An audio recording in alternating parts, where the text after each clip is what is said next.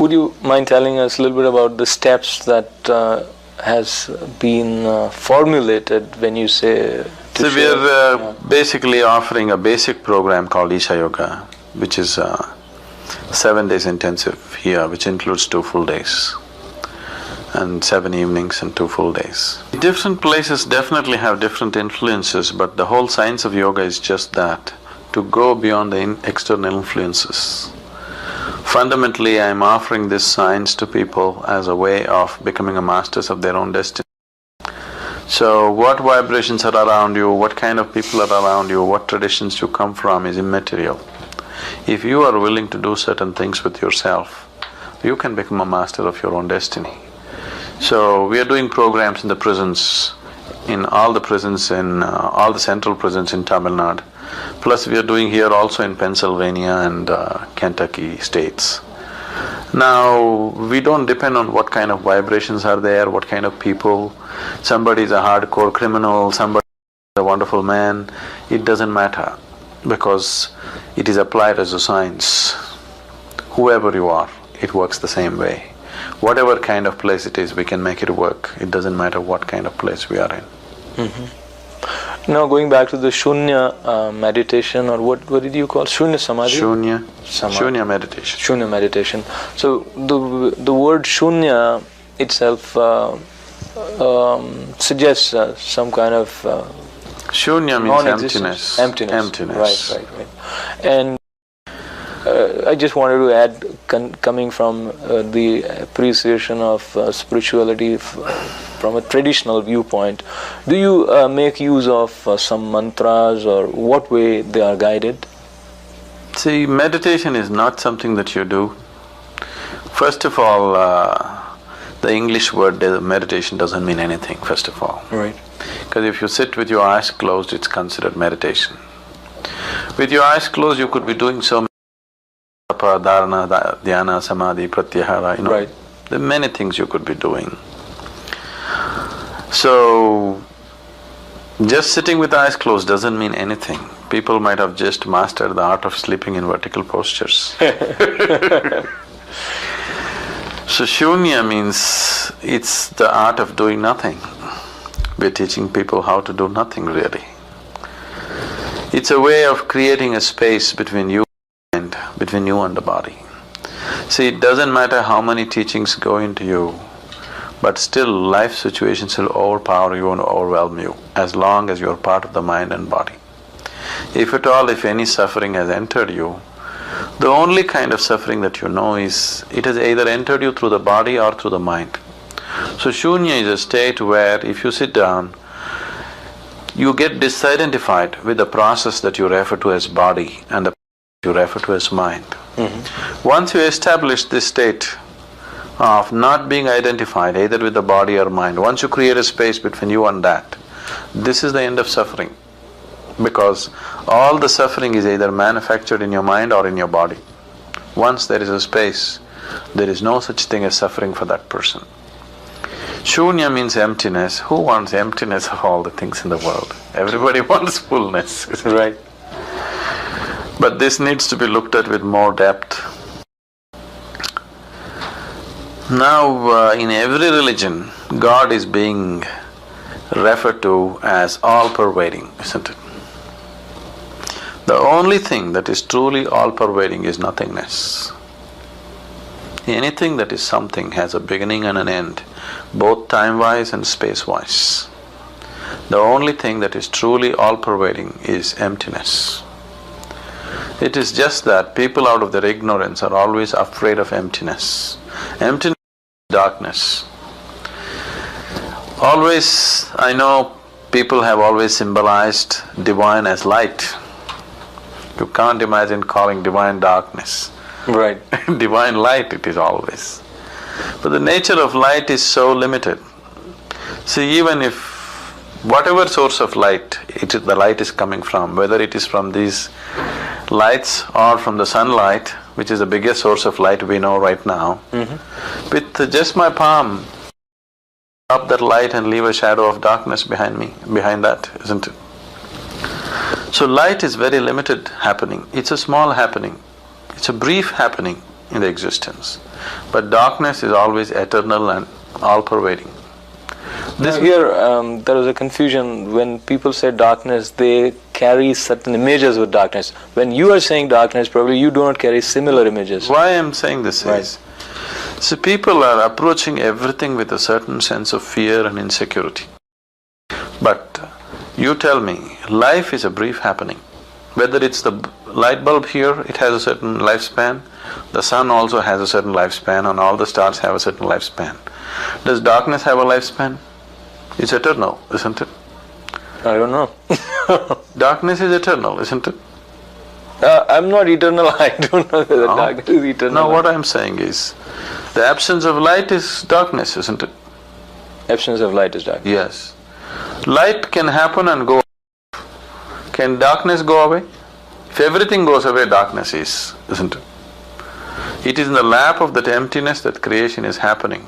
Today modern science is proving to you that everything comes from nothing and goes back to nothing. Now your religions have always been saying everything comes from the Creator. The only thing which fits the description of the Creator is darkness and emptiness. But the nature of ignorance is such that darkness means everybody is afraid. Right.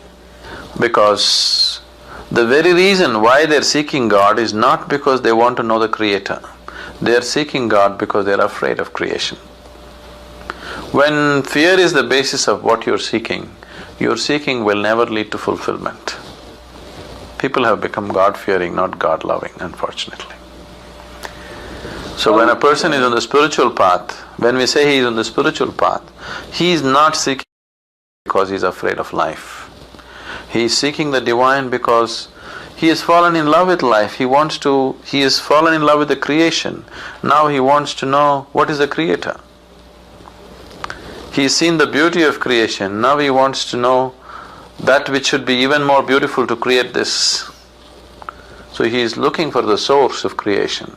He is not looking at it because he is seeking security or shelter. So when he is seeking like that, in yoga, for an ignorant person, we always describe the divine as light. For an advanced yogi, divine is always described as darkness. For more videos, please subscribe. Press bell icon and never miss an update. People who have, if they talk about sharing, that would be beautiful. When one is overfed and another is hungry, I call that a disaster.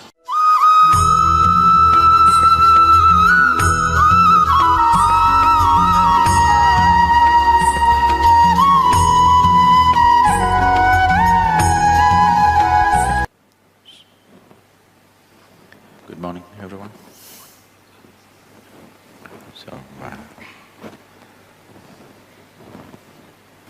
It's to be about wealth and well-being. Wealth could be well-being, but not necessarily so. Wealth is one of the basic ingredients which is necessary to create well-being. It's a very essential ingredient. But when a society or a nation goes through a spurt of wealth-making, people who are in the right places get to make use of it the best. But many others who do not happen to be in the right places will be left out. So when there is a spurt of wealth-making happening in any society, it inevitably tends to lead towards huge disparities. When you try to marry hunger and Mercedes-Benz, you are asking for trouble. These disparities could essentially lead to conflict. And this conflict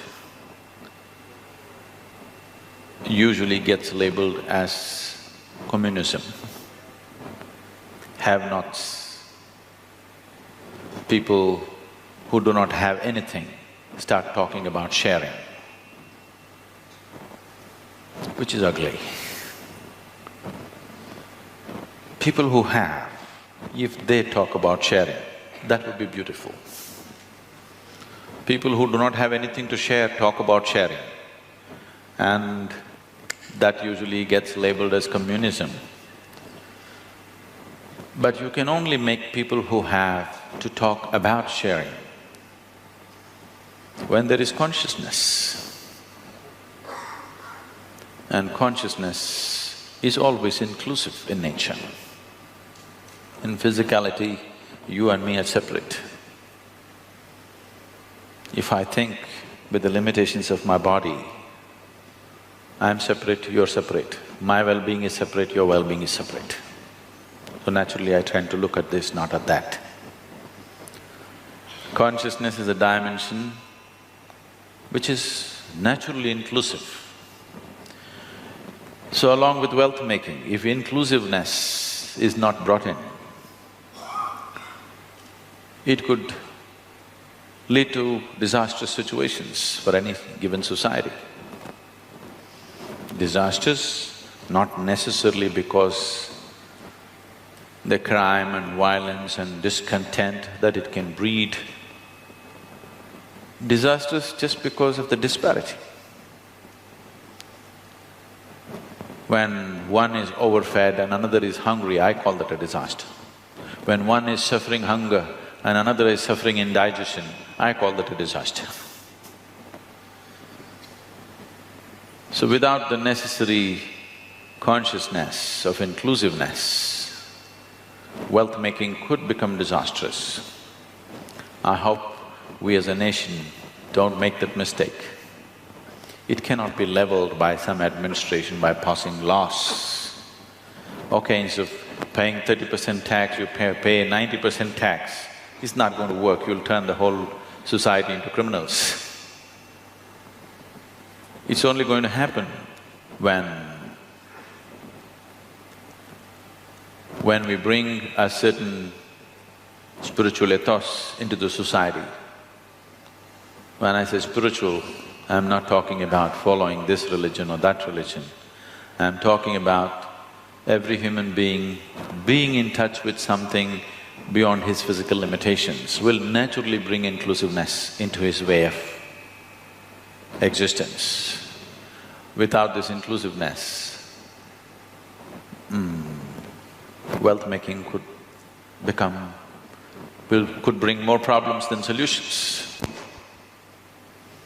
So I hope we'll have the necessary humanity, wisdom and the necessary awareness to balance these two things so that wealth will lead to well-being, not to disastrous situations for ourselves and for others. For more videos, please subscribe. Press bell icon and never miss an update.